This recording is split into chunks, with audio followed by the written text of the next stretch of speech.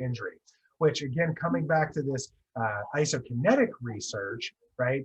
They don't study things that way. Again, we can't study things in this full kinetic chain scenario, at least from the research that I've seen. I'm sure there is some research on these newer closed chain isokinetic machines, but traditionally this research is coming from these open chain machines.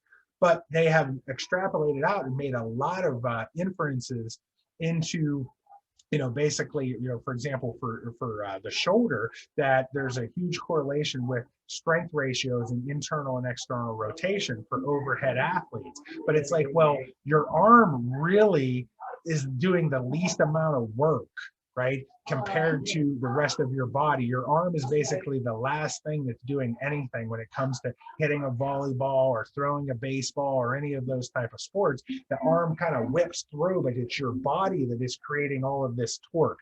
So when you look into the research on this, the isokinetic people are always trying to make these functional correlations, which, as we've been talking through these talks about being ambikinetic and using the spinal engine and having this full body representation and expression of the 1-inch punch versus limping. Like limping is the opposite, where your leg is literally, your body's trying to like kind of get away from that pain and get away from that limb that is hurting.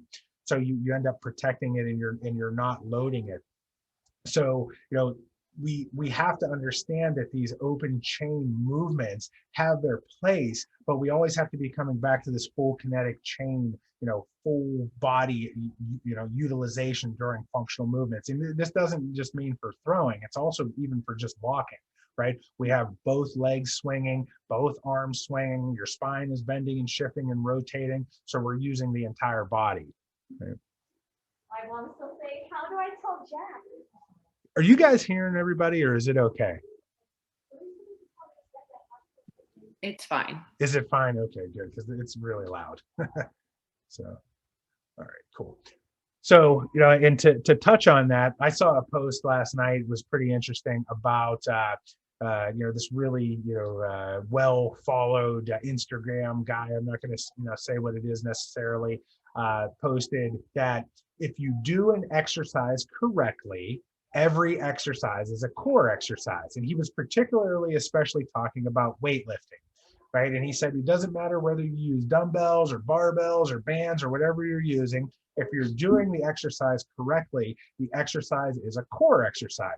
And ultimately what he's arguing is that if you do the exercise with perfect technique, you're going to get more into this ambikinetic thing that I'm talking about, where you're using all 4 limbs and your trunk to do the movement, right? But kind of what he's saying is correct on one end, but on the other end, it's like, well, all it takes is to do the movement slightly incorrectly, and you're now going to put all that load onto these vulnerable areas of the body where your core isn't being able to work correctly.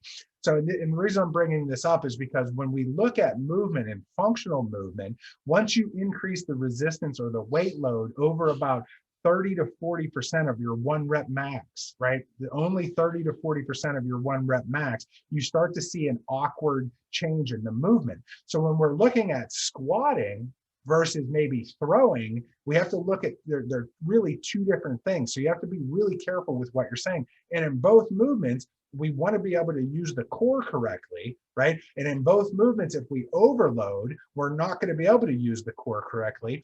In weightlifting primarily, as soon as that weight starts to get too heavy, right, your technique is going to start breaking down, which is what most people do. Or as they get fatigued, your technique is going to start breaking down. So then you're not using your core, in this idea of what we've identified what we would call the core before, and you're not able to use all 4 limbs in synergy with your torso.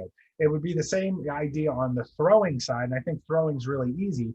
If I said, hey, I want you to go throw this shot put like you're going to throw a baseball, right?